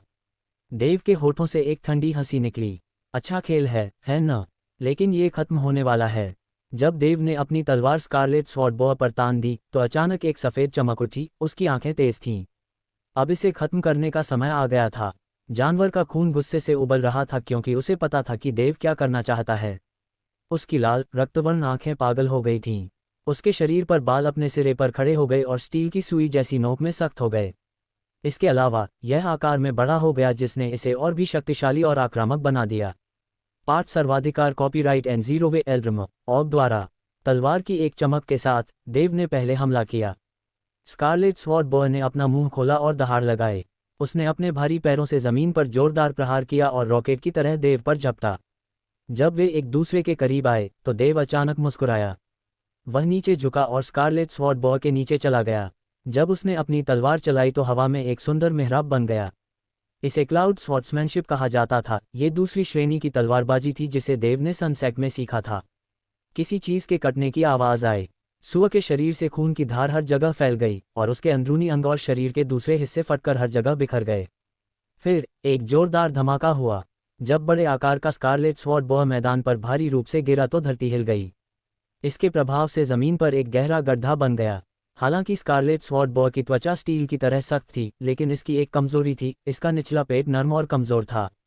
बेशक देव को ये पता था। हालांकि उसने अंत तक सीधे इसके कमजोर हिस्से पर हमला नहीं किया क्योंकि वह अपने कौशल का अभ्यास करना चाहता था। अन्यथा लड़ाई शुरू होते ही जानवर मर जाता। थोड़ी देर बाद देव ने अपनी तलवार वापस खींच ली और बीस्ट माउंटेन की गहराई में देखने लगा। वह जितना पहाड़ में जाता वह उतना ही खतरनाक होता जाता। लेकिन हमेशा ऐसे मौके होते हैं जहां खतरा होता है। जब वह वहां पहुंचता तभी उसे वह मिलता जो वह चाहता था। देव का बीस्ट माउंटेन की गहराई में उतरना पहली बार नहीं था, लेकिन वह इससे पहले इसकी सबसे घातक जगह पर नहीं पहुंचा था। सूरज ऊंची मोटी घास और जंगली झाड़ियों पर चमक रहा था। ये जंगल में देव का तीसरा दिन था। उसने एक सींग वाले शैतानी भेड़िए के सिर से अपनी तलवार हटा ली। सफ़ेद चमक के बाद शैतानी भेड़िए के सिर पर गीले लाल छेद से अचानक एक पीला जानवर का कोर प्रकट हुआ। पिछले 3 दिनों में देव ने 7 या 8 राक्षस जानवरों और एक राक्षसी जानवर को मार डाला था, लेकिन उनमें से किसी के पास जानवर का कोर नहीं था। अंत में वह इस स्तर एक सींग वाले शैतानी भेड़िए के सामने आया। ये क्रूर खून का प्यासा था और अपने पहले दिन मिले स्कारलेट स्वॉर्ड सुअर की तुलना में बहुत तेज चलता था। भेड़िया शायद 4 या 5 गुना तेज चलता था। हालांकि देव ने पवन आदेश कौशल के तीसरे चरण पवन का उपयोग करने में प्रवेश किया था। सिर्फ 2 दिनों में देव को हवा का उपयोग करके शारीरिक गति कौशल की समझ आनी शुरू हो गई थी। हालांकि इसे पूरी तरह से सीखने में अभी भी बहुत समय लगेगा, लेकिन अब तक उसने जो सीखा था वह सूर्य संप्रदाय की मछली तैरने की गति से कहीं ज्यादा मजबूत था। 20 राउंड से भी कम समय में एक सींग वाला शैतानी भेड़िया मर चुका था। देव ने पीला जानवर कोर लिया और उसे अपनी हथेली में पकड़ लिया। एक लेवल 1 शैतानी जानवर के कोर को 10 महत्वपूर्ण ऊर्जा क्रिस्टल के बदले में बदला जा सकता था। उसने जानवर कोर को अपने स्पेस रिंग में डाल दिया, फिर अपनी तलवार पर लगे खून को साफ किया। उसके बाद उसने भेड़िए के सिर पर लगे नुकीले सख्त काले सींग को काटकर स्पेस रिंग में डाल दिया। शैतानी जानवरों में बहुत सी मूल्यवान चीजें होती थीं। उदाहरण के लिए इस शैतानी भेड़िए के सींग का इस्तेमाल हथियारों या दवा को परिष्कृत करने के लिए किया जा सकता था। अगर वह घर वापस जाने के बाद इसे बेच पाता तो इसकी कीमत कम से कम 1 या 2 महत्वपूर्ण ऊर्जा क्रिस्टल के बराबर होती। हालांकि सब कुछ साफ करने के बाद उसका चेहरा अचानक बदल गया। उसकी आध्यात्मिक समझ ने उसे बताया कि उससे 200 मीटर दूर 10 से ज्यादा एक सींग वाले शैतानी भेड़िए थे। उनके सिर पर सबसे बड़ा भेड़िया था जो डराने धमकाने के अंदाज में टहल रहा था। ये संभवतः झुंड का नेता था। देव को आश्चर्य हुआ कि यह एक लेवल 2 का एक सींग वाला शैतानी भेड़िया था, जबकि बाकी सभी लेवल 1 के थे। वह अभी भी बीस्ट माउंटेन की परिधि पर था। वह अभी तक इसके केंद्र तक नहीं पहुंचा था, लेकिन लेवल 2 का शैतानी जानवर कैसे दिखाई दिया। अगर उसकी आध्यात्मिक समझ न होती तो वह अब तक वाकई मुश्किल में पड़ चुका होता। वह बहुत भाग्यशाली था कि उसने समय रहते उन्हें खोज लिया। यदि अन्य शिष्य इस स्थिति में फंसे होते तो उनमें से अधिकांश शायद मर जाते। जहां तक देव का सवाल है, उसे नहीं लगता था कि वह भेड़ियों के झुंड को हरा सकता है। दूसरे दर्जे के एक सींग वाले शैतानी भेड़िए के नेतृत्व में भेड़ियों का झुंड डरावना था। हालांकि वह हैरान था कि दूसरे दर्जे के एक सींग वाले शैतानी भेड़िए को पता था कि अभी क्या हुआ है और झुंड के पीछे पीछे उसकी दिशा में दौड़ा।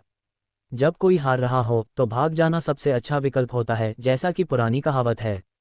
अचानक हवा का झोंका आया और देव तुरंत एक मुरझाए हुए पत्ते की तरह हवा में तैरने लगा, फिर कुछ ही समय में जंगल की गहराई में गायब हो गया। एक सींग वाले शैतानी भेड़िए ने खून की गंध ली और अपने झुंड को देव के जाने के तुरंत बाद वहां ले गया। जब उन्होंने मृत खून से लथपथ एक सींग वाले शैतानी भेड़िए को देखा तो उनकी आंखें बुरी तरह जल उठीं।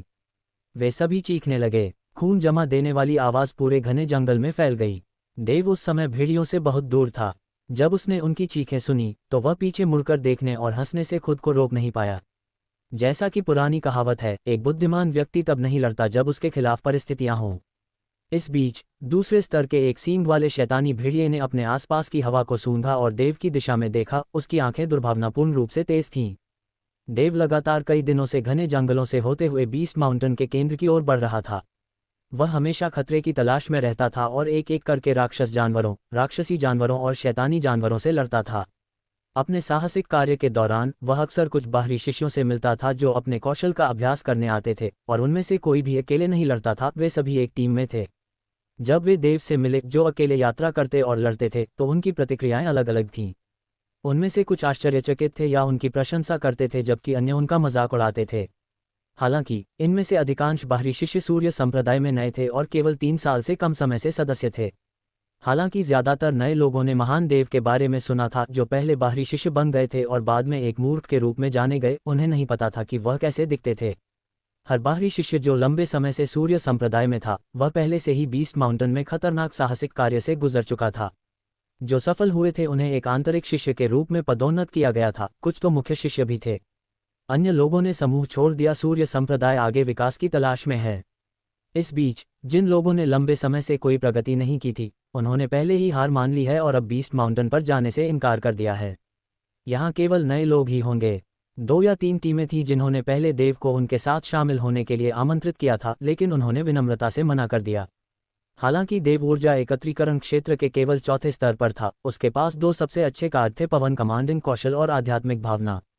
अपनी आध्यात्मिक समझ के साथ देव उन जानवरों के स्तर को जान सकता था जिनसे वह दूर से मिलेगा। अगर यह आसान था तो वह आगे बढ़कर उसे मार देगा, अन्यथा वह भाग जाएगा। और अपने पवन कमांडिंग कौशल के साथ एक 5वीं श्रेणी का शारीरिक आंदोलन कौशल, वह आसानी से स्तर 1 या 2 राक्षसी जानवरों और शैतानी जानवरों में से अधिकांश को हरा सकता था। वह केवल तब थोड़ा तनाव महसूस करता था जब उसका सामना राक्षसी जानवरों या शैतानी जानवरों से होता था जो अपनी गति के लिए प्रसिद्ध थे। यही कारण था कि देव किसी टीम में नहीं रहना चाहता था। लड़ाई खत्म होने के बाद लाभ विभाजित हो जाता और उसे जो मिलता वह बहुत कम होता। इसके अलावा हमेशा एक टीम में रहना सुविधाजनक नहीं होता। किसी को दूसरों का इंतजार करने या उन्हें कवर करने में बहुत समय बिताना पड़ता था। अध्याय 38 विशालकाय रॉक छिपकली के खिलाफ कड़ा संघर्ष। 6 दिनों तक बीस्ट माउंटेन पर रहने के बाद देव ने अधिक से अधिक जानवर कोर, उपयोगी अंग और राक्षस की खालें प्राप्त कीं। उसने अपने अंतरिक्ष वलय में जानवर कोर इकट्ठा किए थे। स्तर 2 राक्षस जानवरों के 5 जानवर कोर, स्तर 1 राक्षसी जानवरों के 3 जानवर कोर और स्तर 1 शैतानी जानवरों के 2। वास्तव में उसने 10 से अधिक स्तर 1 राक्षस जानवरों को मार डाला था। जानवर कोर के अलावा राक्षसी जानवरों, शैतानी जानवरों और राक्षस जानवरों के मृत शरीर और उपयोगी अंग भी बहुत थे।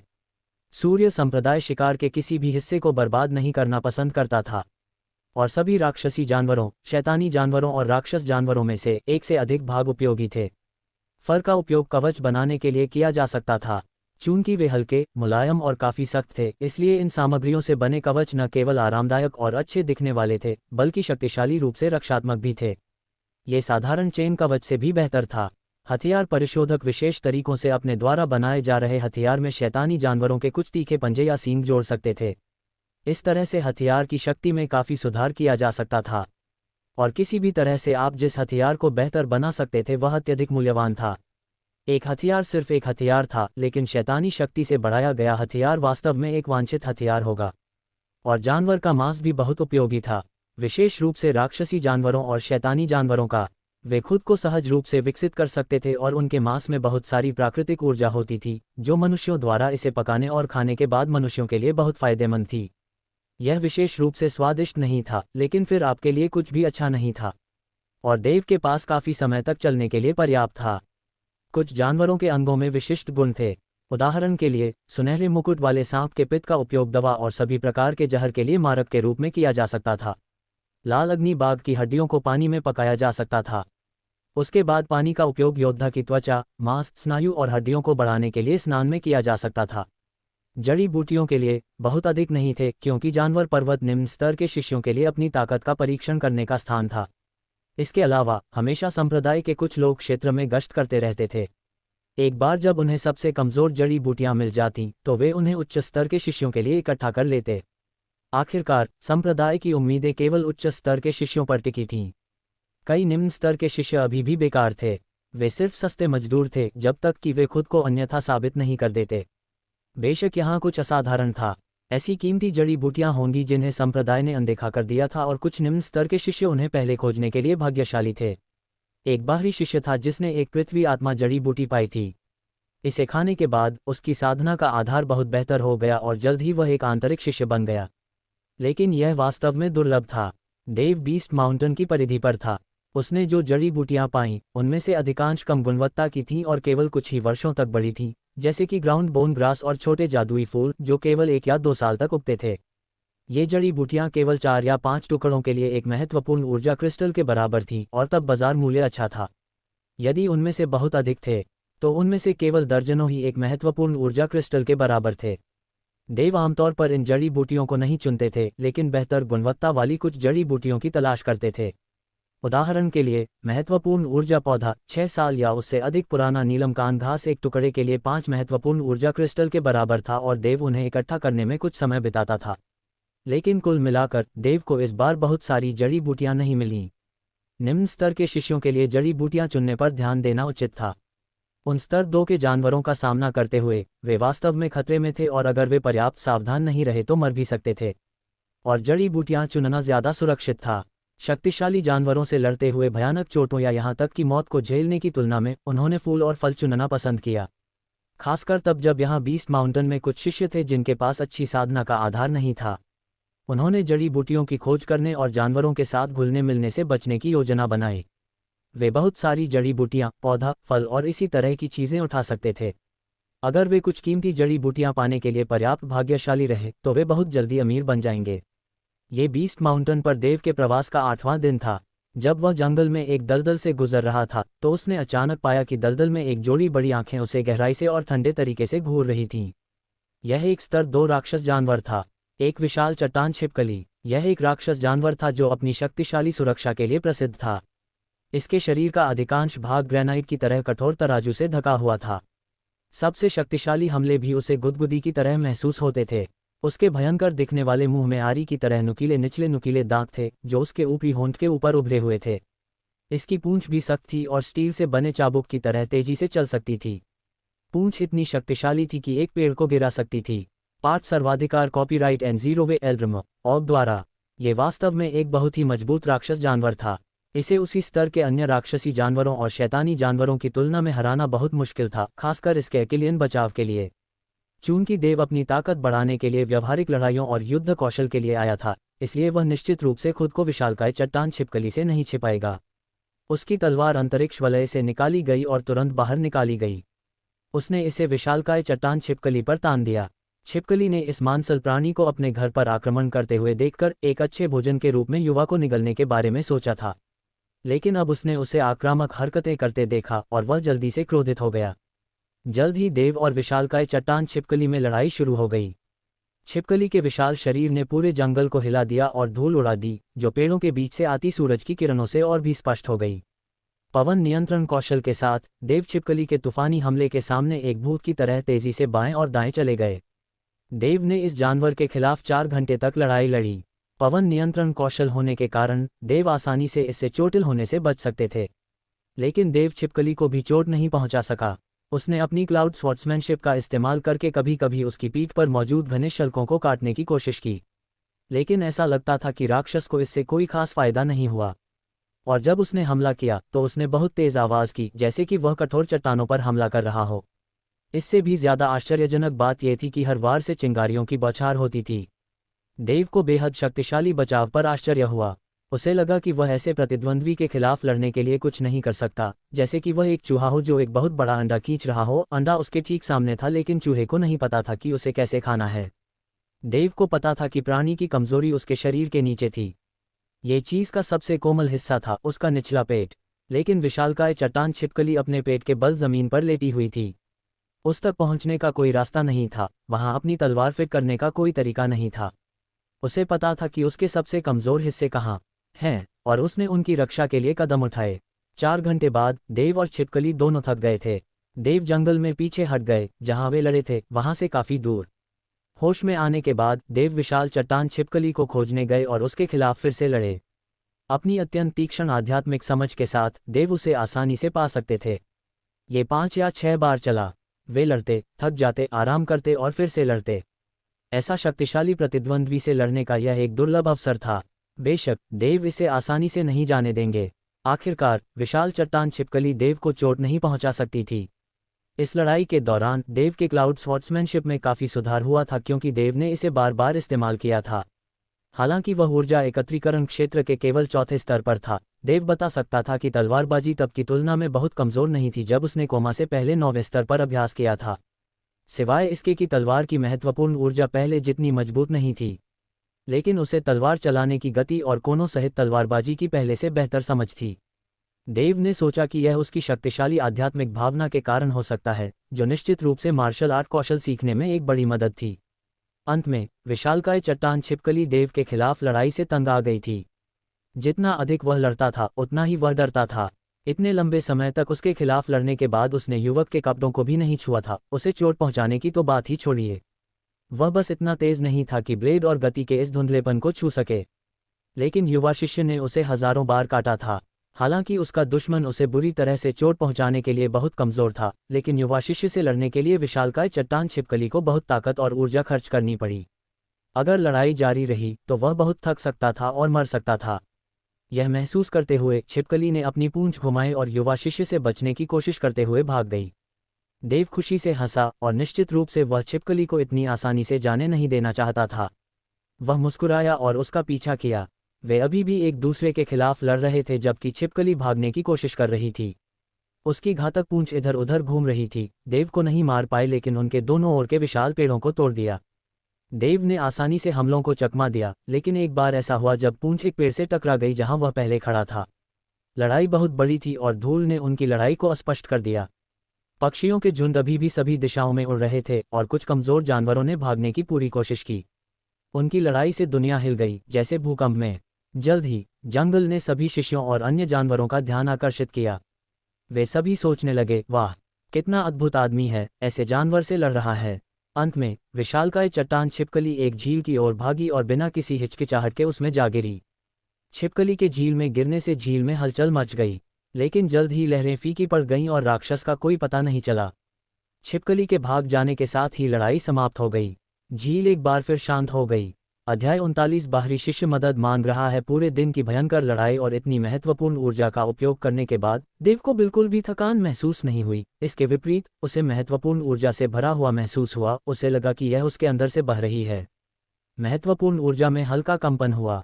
उसे कुछ अवरुद्ध एक्यूपंक्चर बिंदुओं पर सुस्ती और सुन्नता महसूस हुई, लेकिन ये लंबे समय तक नहीं रहेगा। यह उसके कोमा में जाने से पहले भी नहीं था। वह उन अवरोधों के माध्यम से काम करेगा और केवल मजबूत होता जाएगा। और उसके उत्साह के लिए उसकी ऊर्जा मेरिडियन का विस्तार होने वाला था। यह एक रोमांचक, परिचित एहसास था जो महत्वपूर्ण ऊर्जा की सफलता का शगुन था। झील से कुछ ही दूरी पर एक छिपी हुई गुफा थी जिसमें विशालकाय चट्टान छिपकली छिपी हुई थी। देव ने एक पन्ना जेड बोतल निकाली और एक ऑफ वाइट ऊर्जा बढ़ाने वाला अमृत डाला। बीस्ट माउंटेन के लिए रवाना होने से पहले देव ने इवान को 4 ऊर्जा बढ़ाने वाले अमृत दिए थे। ऊर्जा एकत्रीकरण क्षेत्र के चौथे स्तर तक पहुंचने के लिए 2 का उपयोग करने के बाद उसके पास अब केवल 4 ऊर्जा बढ़ाने वाले अमृत बचे थे। इस तरह का अमृत उनके स्तर के शिष्यों के लिए बेहद कीमती था। लेकिन देव ने बिल्कुल भी संकोच नहीं किया, क्योंकि अमृत से भी अधिक दुर्लभ था कि वे इसे तोड़ सकें। चाहे कोई भी कीमत क्यों न चुकानी पड़े, स्तर हासिल करना सर्वोपरि था। एक बार जब ऊर्जा बढ़ाने वाले अमृत उनके शरीर में प्रवेश कर गए तो अमृत में मौजूद महत्वपूर्ण ऊर्जा एक झटके में निकल गई। यह उनके शरीर में ऊर्जा मेरिडियन में बहती हुई नदियों की तरह बह गई। सांस छोड़ते हुए, महत्वपूर्ण ऊर्जा से भरा हुआ महसूस करते हुए, देव ने तुरंत बैंगनी यांग फॉर्मूला के लिए आंदोलनों को शुरू किया, मन और ध्यान को एकीकृत किया, सूत्र के मार्ग के साथ बहने वाली महत्वपूर्ण ऊर्जा का मार्गदर्शन किया। अमृत की शक्ति से बनी महत्वपूर्ण ऊर्जा उनके अंदर बह गई और धारा प्रवाह रूप से बहने लगी। कुछ अवरुद्ध एक्यूपंक्चर बिंदु तदनुसार टूट गए। इससे उन्हें और भी अधिक शक्तिशाली महसूस हुआ। पहले से ही फैलने की प्रवृत्ति होने के कारण कुछ एक्यूपंक्चर बिंदु अचानक एक अश्रव्य फुसफुसाहट के साथ एक आश्चर्यजनक गति से फैल गए, जैसे हवा के नीचे आग। ऊर्जा संग्रहण क्षेत्र का अर्थ था ऊर्जा मेरिडियन को फिर से आकार देना, प्राण ऊर्जा के परिसंचरण के सभी मेरिडियन और 360 महत्वपूर्ण एक्यूपंक्चर बिंदुओं को ड्रेज करना, जिससे प्राण ऊर्जा पूरे शरीर में सुचारू रूप से प्रवाहित हो सके। ये प्राण ऊर्जा साधना की नींव थी। जितनी मजबूत नींव रखी जाती है, उतने ही ऊंचे स्तर पर पहुंचा जा सकता है। ये प्राण ऊर्जा साधना का एक बुनियादी सिद्धांत था। बिना ठोस नींव के शिष्य कमजोर होता है। इसलिए साधकों को ऊर्जा संग्रहण क्षेत्र में 2 काम करने चाहिए। पहला था दुनिया भर में प्राण ऊर्जा को सांस के साथ अंदर लेना और प्राण ऊर्जा को पूरे शरीर में मेरिडियन और महत्वपूर्ण एक्यूपंक्चर बिंदुओं को ड्रेज करने के लिए निर्देशित करना। दूसरा था मेरिडियन का विस्तार करना। मेरिडियन जितने चौड़े होते उतनी ही अधिक प्राण ऊर्जा उनमें समा सकती थी और साथ ही वे उतने ही उच्च स्तर तक पहुंच सकते थे। हालांकि मेरिडियन को ड्रेज करना केवल प्राण ऊर्जा को अवरुद्ध मार्गों से गुजरने देना था और मेरिडियन की मूल संरचना को नहीं बदलता था। अवरोधों के चले जाने के बाद वह पहले से कहीं बेहतर महसूस कर रहा था। वह स्वतंत्र था और ऊर्जा को उस दिशा में निर्देशित करने के लिए स्वतंत्र था जहां उसे जाना था। वह अब उन क्षेत्रों में सुनना नहीं था, इसके बजाय उसे ऐसा महसूस हुआ कि वह दुनिया के शीर्ष पर है। लेकिन मेरिडियन का विस्तार करने से मेरिडियन व्यापक और बड़े हो गए, जो पूरी तरह से अलग था, और इसका मतलब था पूरे शरीर का फिर से आकार लेना। ये सार का परिवर्तन है जो पहले की तुलना में सैकड़ों गुना कठिन था। एक ही क्षेत्र में भी कुछ लोगों की महत्वपूर्ण ऊर्जा मजबूत हो सकती है जबकि अन्य लोगों की कमजोर हो सकती है। ये काफ़ी हद तक मेरिडियन के अंतर पर निर्भर करता था। मेरिडियन जितने चौड़े होते थे उतनी ही ज़्यादा महत्वपूर्ण ऊर्जा वे समाहित कर सकते थे और उसे बाहर निकाल सकते थे। और अक्सर ऐसा इसलिए होता था क्योंकि वे कितना अभ्यास करते थे और उनकी इच्छाशक्ति कितनी मजबूत थी। 1 घंटे के बाद महत्वपूर्ण ऊर्जा सभी महत्वपूर्ण ऊर्जा के परिसंचरण के साथ साथ उनके अमृत क्षेत्र में वापस बहने लगी, जैसे सभी नदियां वापस समुद्र में बह जाती हैं। अब जब महत्वपूर्ण ऊर्जा प्रवाहित हो गई थी तो अमृत क्षेत्र ऊर्जा से भर गया था। यह एक सुंदर प्रक्रिया थी और इससे उन्हें अपने पुराने रूप में बहुत ज़्यादा महसूस हुआ। अंत में पूरा अमृत क्षेत्र महत्वपूर्ण ऊर्जा से भर गया और तेजी से दक्षिणावर्त घूमने लगा। धमाका! अमृत क्षेत्र में महत्वपूर्ण ऊर्जा तेजी से पीछे हटी और पूरे शरीर में सभी मेरिडियन भर गए। फिर देव कुछ देर के लिए कांप उठे। यह एक परिवर्तनकारी क्षण था और उन्हें इसे पूरी तरह से समझने के लिए रुकना पड़ा। यह आसान नहीं था और उन्होंने थोड़ी देर के लिए सोचा कि क्या कुछ गलत नहीं हुआ है। ये बहुत ज़्यादा शक्ति थी, लेकिन फिर उन्हें एहसास हुआ और उन्होंने शक्ति को अपने नियंत्रण में कर लिया। वह ऊर्जा संग्रहण क्षेत्र के 5वें स्तर पर पहुंच गया था। अपने पूरे शरीर में महत्वपूर्ण ऊर्जा का प्रवाह महसूस करते हुए देव अपने पैरों पर उछल पड़ा और खुश और सहज महसूस करने लगा। मुझे कभी उम्मीद नहीं थी कि मैं विशालकाय चट्टान छिपकली से लड़ने के बाद इतनी जल्दी 5वें स्तर तक पहुंच जाऊंगा। इसलिए इस स्तर में ऊपर उठने की कोशिश करते समय वास्तविक मुकाबला बहुत मदद करता है। ठीक है, मैं जाऊंगा और फिर से लड़ूंगा। मेरे जैसे शक्तिशाली दुश्मन हर दिन नहीं आते। देव फिर से झील के पास आया जहां विशालकाय छिपकली छिपी थी। उसने देखा कि झील बिना किसी हलचल के शांत थी। केवल कुछ टहनियां और पत्तियां सतह पर तैर रही थीं। बाहर आओ और लड़ो, छिपकली। देव ने पानी के नीचे देखने के लिए अपनी आध्यात्मिक भावना का उपयोग किया और विशाल छिपकली को देखा जो कीचड़ भरे झील के तल में अपने पेट के बल लेटी हुई थी। आह, तुम मुझसे छिप नहीं सकते। मुझे पता है कि तुम पानी के नीचे हो। बाहर आओ। देव ने कई पत्थर उठाए और उन्हें विशालकाय छिपकली की ओर फेंका। ग्लूप ग्लूप। पत्थर पानी से टकराए, तुरंत डूब गए, पानी से ढक गए और तेजी से गायब हो गए। झील का पानी छींटों से उछल गया, लेकिन पानी की वजह से पत्थरों की गति धीमी हो गई और वे बिना किसी नुकसान के विशालकाय चट्टान छिपकली की कठोर सतह पर गिर गए। उसने वास्तव में ध्यान भी नहीं दिया, या अगर उसने ध्यान दिया भी तो उसने कोई संकेत नहीं दिया। उसने बस बेपरवाही से पत्थर को झटक दिया। हमेशा की तरह वहीं लेटा रहा। वह बस चुपचाप लेटा रहा, अपने पेट के बल। उसने अपने ऊपर फेंके जा रहे पत्थरों पर ध्यान नहीं दिया और देव शायद हवा पर चिल्ला रहा था। विशालकाय चट्टान छिपकली पहले से ही देव से थक गई थी। वह इतने लंबे समय तक उससे लड़ने के बाद थक गया था। अब वह आखिरकार उससे दूर रह सकता था, यहाँ पानी के नीचे छिपा हुआ, हमले से सुरक्षित। वह फिर से देव से लड़ने के लिए क्यों खुद को हिलाएगा? ये सरीसृप और ठंडे खून वाला था, उन गर्म खून वाले आवेगी राक्षस जानवरों से अलग। शांत और चालाक, इसे आसानी से उकसाया नहीं जा सकता था। शिट, यह मुझसे लड़ने से खुद को कैसे रोक सकता है? विशालकाय चट्टान छिपकली बाहर नहीं आएगी और देव झील में नहीं जा सकता।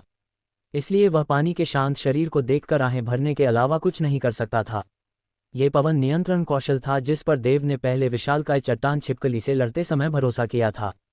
ये 5वीं कक्षा का शानदार शारीरिक गति कौशल है, लेकिन पवन नियंत्रण कौशल झील के तल पर काम नहीं करेगा जहां केवल पानी और कीचड़ था।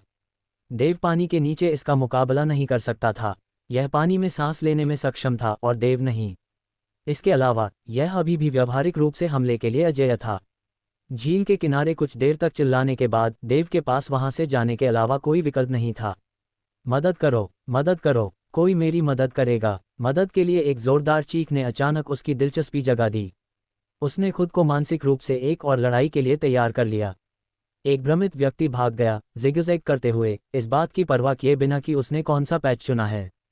वह अपनी पीठ पर एक बहुत बड़ा कपड़े का थैला ले जा रहा था। थैला फूला हुआ था और जाहिर तौर पर उसमें कुछ भरा हुआ था। लेकिन क्या? ये लगभग 16 या 17 साल का एक युवक था। उसने जो कपड़े पहने थे वे शाखाओं से कई जगह फटे हुए थे। वह भांफ रहा था और भागते समय हमेशा डर के मारे अपने पीछे देखता था। मूल नोवल्ड्रम ऑग से उसके पीछे कुछ ही दूरी पर दो भेड़िए जैसे शैतानी जानवर उसका पीछा कर रहे थे, जिनकी खून से लाल लार जमीन पर टपक रही थी और उनके मुंह में भयानक नुकीले दांत थे। बेचारे युवक को देखते हुए उन्होंने उसे एक भयावह मुस्कान दी। लानत है शैतान कुत्तों की, और पास मत आना वरना मेरे रविवार के मुक्के से तुम मारे जाओगे। मैं तुमसे नहीं डरता, एक बार जब मैं अपना रविवार का मुक्का चलाऊंगा तो तुम बुरी तरह मर जाओगे। युवक ने मदद के लिए चिल्लाया और कोई नहीं आया तो वह दो शैतानी जानवरों को डराने के लिए आया। उसे खुद ही इससे निपटना होगा। शाखाओं में छिपे हुए देव ने यह सुनकर अपने होंठ सिकोड़ लिए। यह आदमी दिखावा करने में बहुत अच्छा है। दो शैतानी जानवरों द्वारा हमला किए जाने पर भी वह शेखी बघार सकता है। देव झील के किनारे से यहाँ आया कि क्या हो रहा है जब उसने चिल्लाने की आवाज़ सुनी। दो भेड़िए जैसे शैतानी जानवर शैतानी कुत्ते थे। राक्षस कुत्ते चालाक शैतानी जानवर थे। उनके शरीर का सबसे खतरनाक अंग नुकीले नुकीले दांतों से भरा मुंह था, जो आध्यात्मिक हथियार स्तर के कवच को आसानी से नुकसान पहुंचा सकता था।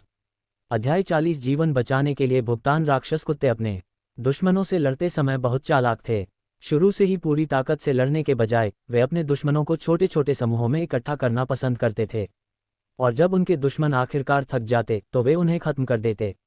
एक बिल्ली की तरह जो हमेशा चूहे को खाने से पहले उसे प्रताड़ित करती है, राक्षस कुत्तों को अपने दुश्मनों को असहाय और हताश होकर मरते हुए संघर्ष करते हुए देखना अच्छा लगता था। इन दो राक्षस कुत्तों के लिए अपने शिकार को ऐसी कमजोर स्थिति में देखना विशेष रूप से आनंददायक था। शिकार को खाने से पहले खेल खेलना उनके लिए बहुत मजेदार था। वे जानते थे कि युवक लंबे समय से भाग रहा था और अब थक गया था। इस समय वह बैठकर आराम करने के लिए तरस रहा था। हालांकि दो भूतों की तरह राक्षस कुत्तों ने लगातार उसका पीछा किया। आदमी राक्षस कुत्तों की कुख्यात आदत से वाकिफ था। शिकारियों द्वारा उसे खा जाने से पहले यातना दिए जाने के विचार ने उसे जोर से आह भरने पर मजबूर कर दिया। मैं इतना बदकिस्मत कैसे हो सकता था कि इन दो शैतानों से टकरा गया, उसने खुद से सोचा। कुत्ते करीब आ रहे थे, फिर भी कोई उसे बचाने के लिए नहीं आया था। ऐसा लग रहा था कि वह उनका भोजन बन जाएगा।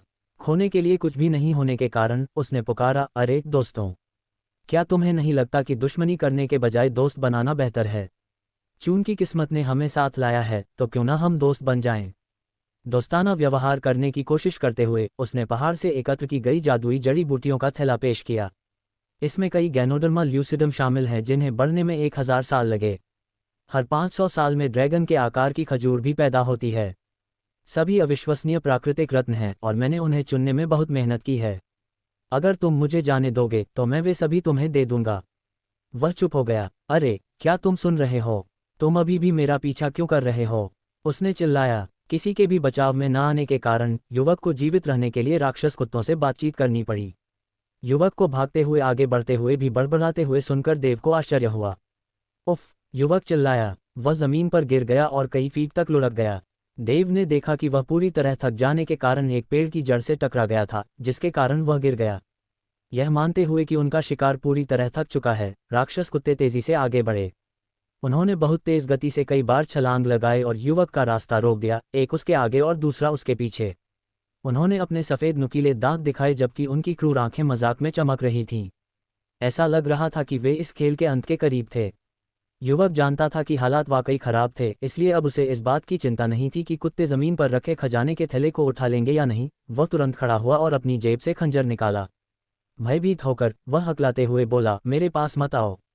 उसके माथे पर पसीने की बूंदें थीं और वह अपने दिल की धड़कन को महसूस कर सकता था। राक्षस कुत्तों की बीमार करने वाली गंध से वह पीला पड़ गया। कुत्तों ने एक कर्कश गड़गड़ाहट की क्योंकि उनकी गर्दन के पीछे के बाल उठे और फिर वे युवक की ओर कूद पड़े जैसे कि दो प्रकाश की किरणें।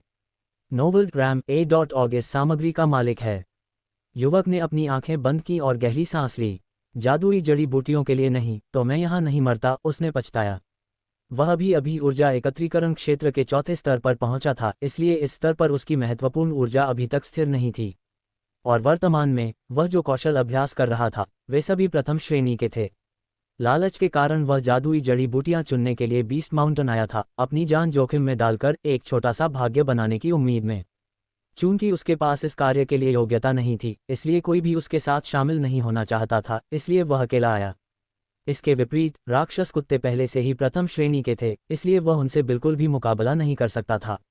धमाका! आह, वो आवाज़ें भयानक थीं और यह अशुभ लग रहा था। लेकिन जलते हुए दर्द को महसूस करने के बजाय युवक ने आसपास असामान्य आवाज़ें सुनी। जब उसने फिर से अपनी आंखें खोलीं, तो उसने पाया कि राक्षस कुत्तों ने उसे कभी छुआ ही नहीं। एक हाथ में लंबी तलवार लिए ग्रे रंग के कपड़े पहने एक युवक राक्षस कुत्तों में से एक के सामने खड़ा था। उसकी तलवार से खून टपक रहा था।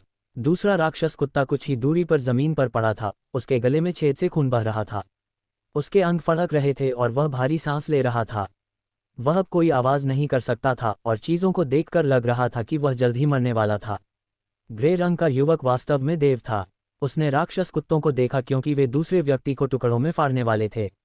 वह जल्दी से पेड़ से कूद गया और ईगल फ्लाइंग नामक क्लाउड स्वॉर्ड्समैनशिप में एक चाल का उपयोग करके अपनी तलवार को दूसरे राक्षस कुत्ते में घुसाने से पहले राक्षस कुत्तों में से एक के सिर पर लात मारी। पवन कमांडिंग कौशल के साथ देव लचीले ढंग से और तेजी से आगे बढ़ा। नतीजतन राक्षस कुत्ते हमले के लिए तैयार नहीं हो पाए और एक कुत्ते को जमीन पर गिरा दिया और दूसरे का गला उसकी तलवार से कट गया। हाय दोस्त, आप न केवल फुर्तीले हैं बल्कि एक शानदार नायक भी हैं। मैं आपकी मदद पाकर बहुत भाग्यशाली हूँ। राक्षस कुत्ते का सबसे नज़दीकी शिकार अपने बचाव से इतना उत्साहित था कि वह देव की जोर से प्रशंसा करने लगा। देव ने जिस राक्षस कुत्ते को लात मारी थी, उसने अपने तीखे दांत दिखाए और फिर दहाड़ते हुए अपने हमलावर को खून से लथपथ आंखों से घूरने लगा। इस बीच देव अभी भी क्लाउड स्वॉर्ड्समैनशिप का उपयोग करने के बाद की जबरदस्त भावना पर विचार कर रहा था। वह पवन कमांडिंग कौशल के साथ संयुक्त होने पर इसकी अविश्वसनीय शक्ति से हैरान था। उसने उम्मीद नहीं की थी कि कौशल और गति के उस संयोजन का उपयोग करके पहले स्तर पर एक शैतानी जानवर को मारा जा सकता है। हालांकि यह एक गुप्त हमला था, लेकिन क्लाउड स्वॉर्ड्समैनशिप और पवन कमांडिंग कौशल के सही संयोजन के बिना देव अभी भी सफल नहीं हो पाता। दूसरा राक्षस कुत्ता भेड़िए की तरह दहाड़ता हुआ, अपना बड़ा मुंह खोलता हुआ बिजली की तरह देव की ओर दौड़ा। उग्र राक्षस कुत्ते को देखकर देव थोड़ा मुस्कुराया। मानो हवा के साथ तैरते हुए वह जानवर के दाईं ओर मंडरा गया। फिर उसने अपनी लंबी तलवार लहराई और राक्षस कुत्ते के पेट में वार कर दिया। खून के छींटे तब पड़े जब दानव कुत्ते की आंत का एक हिस्सा उसके शरीर से बाहर निकल आया। घायल कुत्ता बहुत दुखी लग रहा था क्योंकि वह दर्द से कराह रहा था। फिर वह अपनी दुम को पैरों के बीच दबाकर भाग गया। देव ने जिस आदमी को बचाया वह राहत में हंसा। हाँ, तुम जानवर, मुझे उम्मीद नहीं थी कि तुम्हारे साथ ऐसा होगा। अब कौन भाग रहा है? जब उसने दानव कुत्ते को अपनी चोट के साथ भागते देखा तो वह चिल्ला रहा था। वह उसके पास जाकर उसे पीटना चाहता था। ऐसा लग रहा था कि वह भूल गया था कि वह कुछ देर पहले लगभग मर चुका था। लेकिन देव कुत्ते को भागने नहीं देना चाहता था, नहीं तो वह पहले स्तर पर एक शैतानी जानवर का एक जानवर कोर खो देता। पलक झपकते ही वह दानव कुत्ते के सामने आ गया। कई राउंड की एक तरफा लड़ाई के बाद देव ने लंबी तलवार से दानव कुत्ते के सिर के बीच में वार किया। जब उसने तलवार निकाली तो दानव कुत्ते के सिर के छेद से एक जानवर कोर बाहर निकल आया। उसने इसे धातु के ब्लेड से उठाया और यह उसके हाथ में आ गया। फिर देव मृत राक्षस कुत्ते के पास गया, उसके सिर पर वार किया और एक और जानवर कोर ले आया। देव को जानवर कोर अपने हाथों में लेते देख युवक की आंखें ईर्ष्या से चमक उठीं। अपने लगभग घातक अनुभव के बाद भी वह खुश था। उसने पुकारा, अरे दोस्त, आपसे मिलकर अच्छा लगा। मेरा नाम हर्बर्ट है और मैं एक बाहरी शिष्य हूँ। मेरी जान बचाने के लिए आपका बहुत बहुत धन्यवाद। मैं वास्तव में नहीं जानता कि कैसे अपना आभार व्यक्त करें। उनका आभार ईमानदारी से कहा गया था। देव ने इसे स्वीकार किया और हल्के से सिर हिलाया। आपका स्वागत है, यह कोई बड़ी बात नहीं है, उन्होंने कहा। नीचे झुकते हुए हर्बर्ट ने बड़ा भरा हुआ थैला उठाया, उसे खोला और मुट्ठी भर जड़ी बूटियां पकड़ी। दोस्त, कृपया इन्हें ले लो। इन जादुई जड़ी बूटियों को चुनने में मुझे कई दिन लगे। युवक की आंखों में मुस्कान चमक उठी, उसकी उदारता सच्ची थी। जैसे ही उसके होंठ फड़कने लगे, देव ने थैले को देखते हुए हंसी को रोकने की कोशिश की। ये कम कीमत वाली जादुई जड़ी बूटियों से भरा था, जैसे कि ground bone grass, violet grass और जादुई फूल। अन्य